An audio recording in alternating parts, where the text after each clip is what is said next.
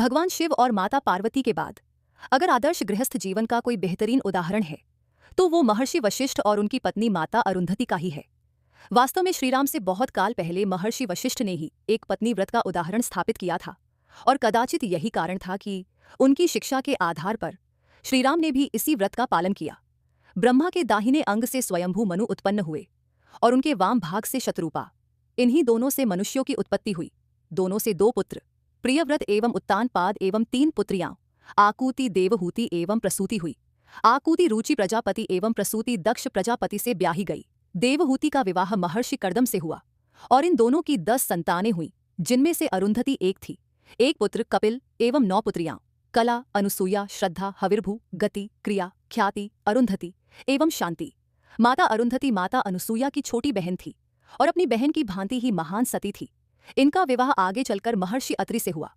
महर्षि वशिष्ठ से विवाह करने के लिए इन्हें घोर तप करना पड़ था और उस तप की प्रेरणा भी इन्हें महर्षि वशिष्ठ से ही मिली थी। वास्तव में अरुंधति पूर्व जन्म में स्वयं ब्रह्मदेव की कन्या संध्या थी। संध्या ने अपने पिता से उपदेश मांगा, जिस पर परम पिता ब्रह्मा ने उन्हें तप करने का आदेश दिया। अपने पिता की आज्ञा पाकर संध्या चंद्रभाग पर्वत के निकट बृहल्लोलित सरोवर के तट पर पहुंची, किंतु उन्हें ये पता नहीं था कि किसकी तपस्या करे और तपस्या किस प्रकार करनी चाहिए। वे उसी चिंता में उसी सरोवर के निकट बैठ गईं। उसी समय भ्रमण करते हुए महर्षि वशिष्ठ वहां पहुंचे और एक कन्या को इस प्रकार बैठे देखकर उन्होंने उनसे उनका परिचय पूछा। तब संध्या ने उन्हें अपना परिचय दिया। महर्षि वशिष्ठ को देखकर संध्या के मन में उनके लिए अनुराग पैदा हो गया, जिसे महर्षि वशिष्ठ ने अपने तपोबल से जान लिया। तब उन्होंने संध्या से कहा कि हे देवी, आप और हम दोनों परमपिता ब्रह्मा की संतानें हैं, इसी कारण हमारा विवाह तो संभव नहीं है, किंतु अगर तुम परमपिता के कहे अनुसार घोर तप करो तो अगले जन्म में हमारा साथ संभव है। ये सुनकर संध्या ने उनसे कहा, हे महर्षि, पिताश्री के आदेशानुसार मैं यहाँ तप के लिए ही आई थी, किंतु मुझे पता नहीं कि मुझे किसकी तपस्या करनी चाहिए और उसे किस प्रकार करना चाहिए। अतः आपको गुरु मानकर मैं आपसे ही उसका उपाय पूछती हूँ। कृपया आप मेरा मार्गदर्शन करें कि मैं किसकी और किस प्रकार तपस्या करूं, उसी से मेरे उद्विग्न मन को शांति मिलेगी। तब महर्षि वशिष्ठ ने कहा, भद्रे, जो इस संसार के मूल कारण हैं, उन्हीं भगवान विष्णु की तुम तपस्या करो, उनसे तुम्हें मनचाहे वर की प्राप्ति होगी। तब के पहले 6 दिनों तक भोजन मत करना, सिर्फ तीसरे और छठे दिन रात्रि को कुछ पत्ते खाकर जल पी लेना, उसके बाद जल का भी त्याग कर देना। तुम्हारी ऐसी तपस्या से भगवान श्रीहरि अवश्य ही प्रसन्न होंगे। ये कहकर महर्षि वशिष्ठ वहां से चले गए। उनके बताए हुए विधि से संध्या भगवान नारायण की घोर तपस्या करने लगी। उन्होंने 4 युगों तक श्रीहरि की घोर तपस्या की और अंततः उसके तप से प्रसन्न होकर भगवान विष्णु ने उन्हें दर्शन दिए। उन्हें अपने समक्ष देखकर संध्या अवाक रह गई। उसमें उतनी भी शक्ति नहीं बची थी कि वो खड्डे दद्दे होकर उन्हें प्रणाम कर पाती। उसकी ऐसी भक्ति देखकर नारायण ने उसे स्वस्थ कर दिया और पूछा कि वो किस कारण ऐसी घोर तपस्या कर रही थी। तब संध्या ने उनसे 3 वर मांगे। किसी भी जीव में जन्म लेते ही काम की भावना ना हो। मैंने जिनकी कामना की है वो ही मुझे पति रूप में प्राप्त हो और मेरा पतिव्रत अखंड रहे।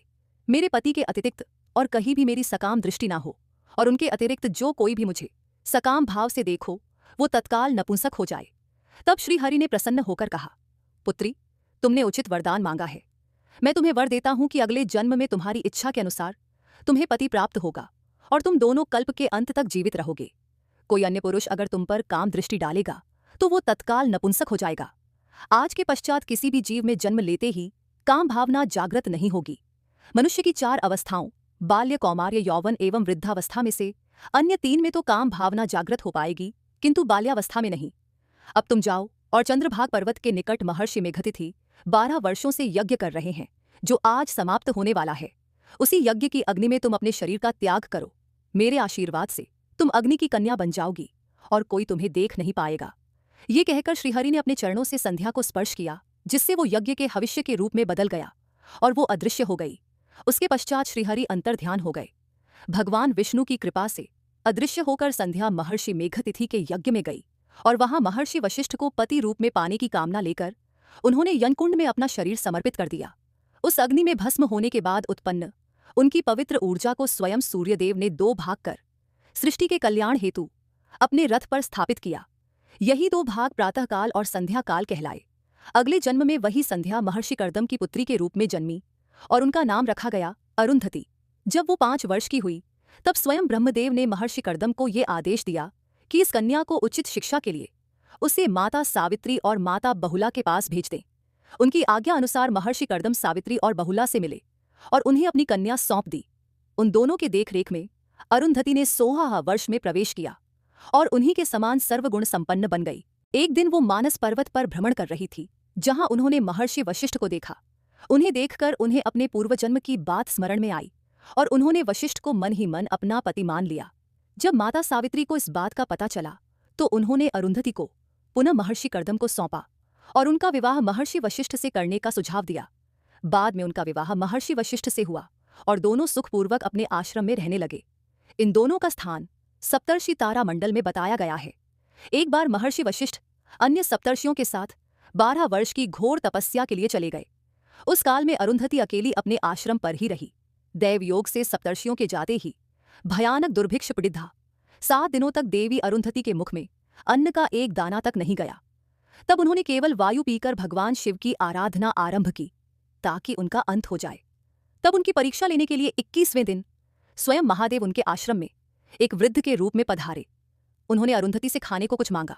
तब अरुंधति ने क्षमा याचना करते हुए महादेव से कहा कि उनके पास तो खाने को कुछ नहीं है। तब महादेव ने उन्हें कुछ बदरी के बीज दिए और उन्हें पकाने को कहा। अरुंधति उसे पकाने बैठी। समय काटने के लिए उन्होंने वृद्ध रूपी भगवान शंकर से धर्म कर्म की बातें आरंभ कर दी। तब शंकर जी उन्हें धर्म का वास्तविक रूप समझाने लगे। भगवान शंकर की माया के कारण जब तक अरुंधति ने उन बदरी के बीजों को पकाया तब तक 12 वर्ष बीत गए और उनकी कृपा से अकाल भी समाप्त हो गया। किंतु अरुंधति को लगा जैसे कुछ समय ही बीता हो। उसी समय सप्तर्षि अपनी घोर तपस्या समाप्त कर वहां पधारे। तब उन्हें देखकर अरुंधति आश्चर्य से बोली कि आप सब तो 12 वर्षों के लिए गए थे, फिर इतनी जल्दी कैसे आ गए? तब महर्षि वशिष्ठ ने आश्चर्यचकित होकर उन्हें बताया कि वे सब तो 12 वर्ष के पश्चात ही वापस आ रहे हैं। उसके पश्चात 7 महान ऋषि इस बात पर बहस करने लगे कि उन 7 में किसकी तपस्या सबसे उत्तम थी। जब कोई निर्णय नहीं हुआ तो अरुंधति ने वृद्ध रूपी महादेव से इसका निर्णय करने को कहा।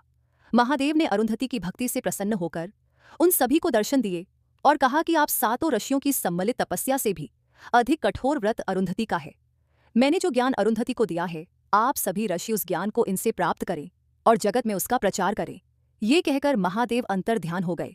तब सप्तर्षि अरुंधति के तेज के समक्ष नतमस्तक हुए और उनसे वो ज्ञान प्राप्त किया जो अरुंधति ने 12 वर्षों में महादेव से प्राप्त किया था। वही ज्ञान आगे चलकर वेद और पुराण की कथाओं के रूप में प्रसिद्ध हुआ, जिसका विस्तार जगत में सप्तर्षियों ने किया।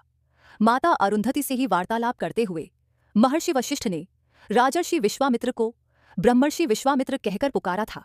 सप्तर्षि तारामंडल के बारे में हमारे वेद पुराणों में सहस्त्रों वर्षों पहले लिखा जा चुका था और आज आधुनिक वैज्ञानिक भी मानते हैं कि हमारे तारामंडल में 2 युगल तारे हैं जो एक दूसरे की परिक्रमा करते हैं। वे महर्षि वशिष्ठ और माता अरुंधति ही है और आज भी वैज्ञानिक उन युगल तारों को अरुंधति वशिष्ठ के नाम से ही जानते हैं।